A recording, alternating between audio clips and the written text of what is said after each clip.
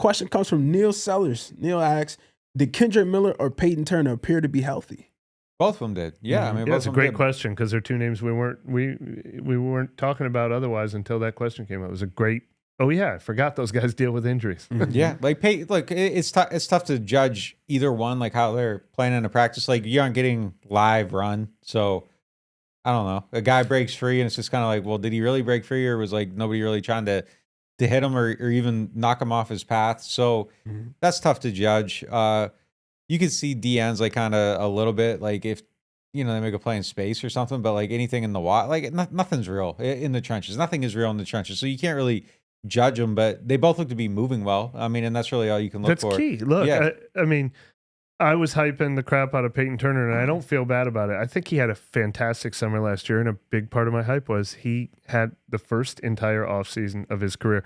There's nothing that could help a guy like Payton Turner or Kendre Miller or Trevor Penning or any of these guys more than having January through September before they ever step on the field.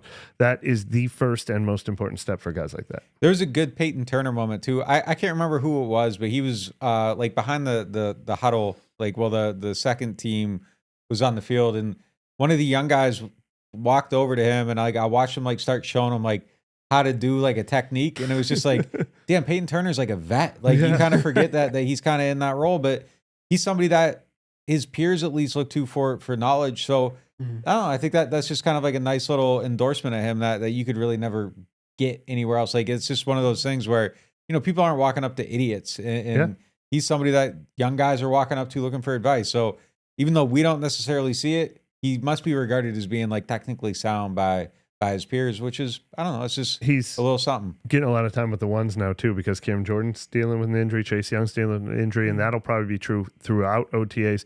Tano Passanio wasn't there. We don't know exactly why. It could just be like a personal day. I don't know if he's dealing with an injury or not, but so maybe they'll split time. But Payton Turner could very well get this whole month with the ones for all we know.